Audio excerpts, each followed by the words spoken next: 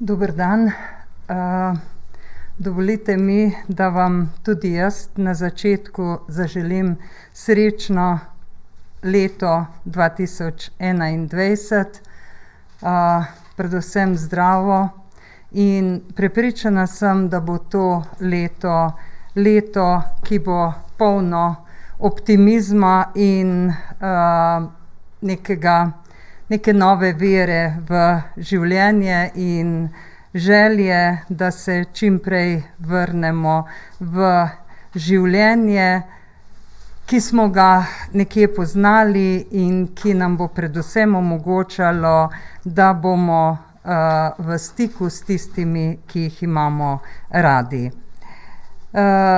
Eno od seveda teh razlogov za ta optimizem je tudi prihod prvih odmerkov cepiv, ki smo jih v Sloveniji prejeli konec leta 2020, jih prve odmerke že porabili za cepljenje, predvsem v domovih starejših občanov, tako oskrbovancev kot oskrbovalcev in nekaterih najbolj izpostavljenih zdravstvenih delavcev. Tudi druga pošiljka ali pa drugi del prve pošiljke cepiva je že prispel v Slovenijo pred koncem leta, danes pa že celotna druga pošiljka, kar pomeni novih 16.575 odmerkov.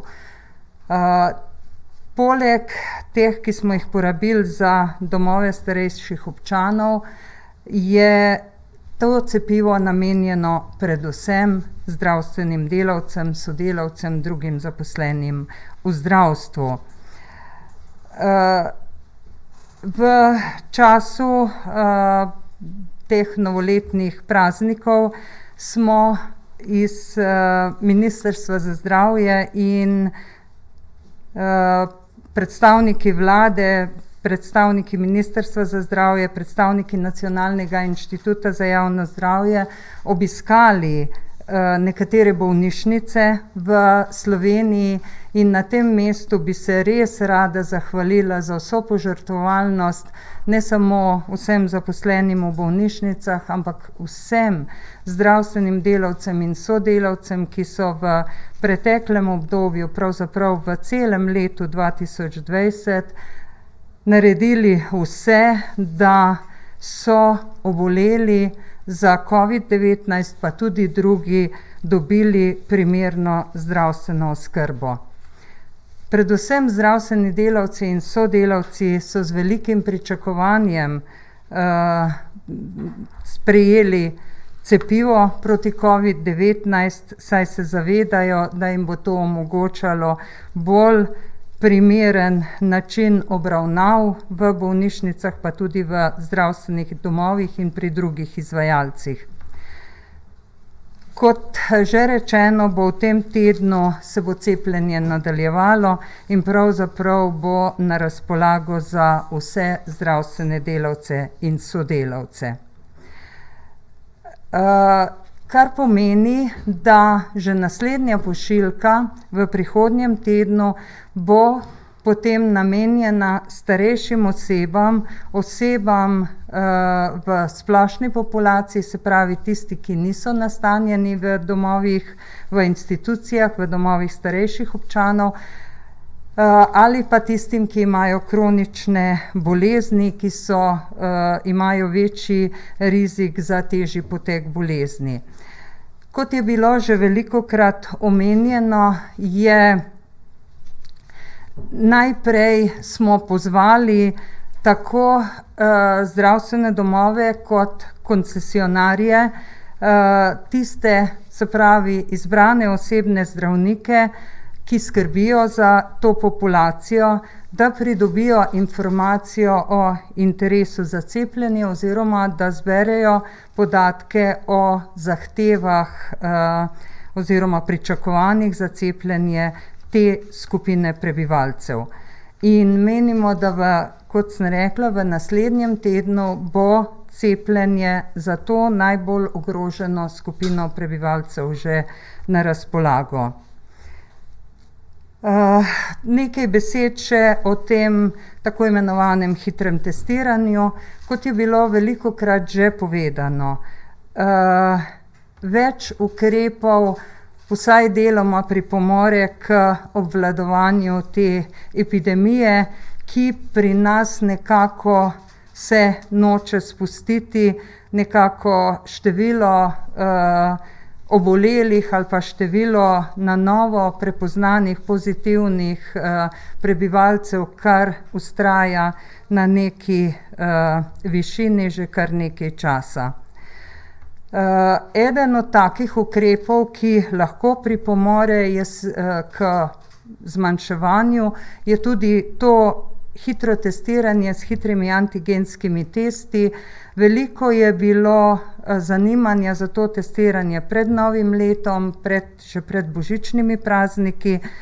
Zato smo se na Ministrstvu za zdravje odločili, da se to testiranje razširi na neke stalne točke v lokalnih skupnostih, ali so to lokacije pri zdravstvenih domovih, pri koncesionarjih, ali so druga mesta, ki jih zagotovi lokalna skupnost. To je stvar dogovora vsake posamezne lokalne skupnosti glede na potrebe v lokalni skupnosti in tudi primernosti prostora.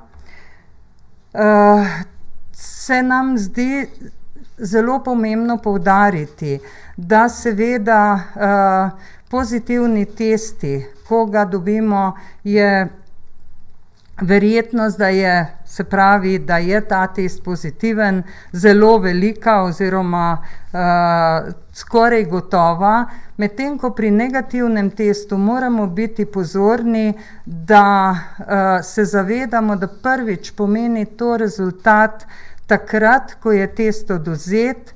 Tudi velikokrat slišamo o možnosti lažno negativnih, velja tako za PCR kot za hitre antigenske teste. Ta verjetnost seveda obstaja in v primeru, da smo bili v stiku z na primer pozitivnimi osebami ali pa imamo kakršnekoli znake, je potrebno upoštevati vse ukrepe in v primeru kakršnihkoli znakov obiskati zdravnika in da se pač ugotovi ali pa dodatno testira, še enkrat testira, da se ta rezultat potrdi. To je izjemno pomembno, kot velikokrat že povedano, da se ne zanašamo samo na eno stvar, na en negativni test, če je ta v neskladju z našimi pričakovanji. Tudi glede na to, da se je veliko testov začelo izvajati, bomo verjetno prihajali oziroma dobivali tudi različne informacije, različna sporočila, tako na Ministrstvu za zdravje kot do Nacionalnega inštituta za javno zdravje. Vse informacije bomo spremljali in tudi ustrezno ukrepali v primeru, da bi prihajalo do kakršnihkoli odstopanj. Pomembno se nam zdi, da tudi z večjim obsegom testiranja bi v naslednjih tednih lahko nekatere dejavnosti z nekim večjim ali pa z manjšim nelagodjem odpirali. Tukaj predvsem razmišljamo o šolah. Veste, da v tem tednu bodo začele delovati šole za otroke s posebnimi potrebami, ki so prve od tistih, ki bodo začele z poukom. V naslednjem tednu pa glede seveda tudi na situacijo v tem času, ko se bo videlo, kako bodo na epidemijo vplivali božični in novoletni prazniki, se bo odločalo potem, kako z ostalimi dejavnostmi naprej. Še enkrat bi poudarila to, da je izjemno pomembno, da ne glede na to, kakšne druge ukrepe uporabljamo oziroma se udeležujemo ali testiranj ali česarkoli drugega, ne pozabimo na tiste splošne ukrepe, ki bodo vedno veljavni, pač ta socialna distanca, najmanj 1,5 metra, bolje 2 metra, nošenje mask, umivanje oziroma higiena rok, higiena kašlja, v vsakem primeru pa, če imamo kakršnekoli znake obolenja, ne hodimo v službo, ne hodimo na neka mesta, kjer bi lahko morebitno okužbo širili naprej. Hvala.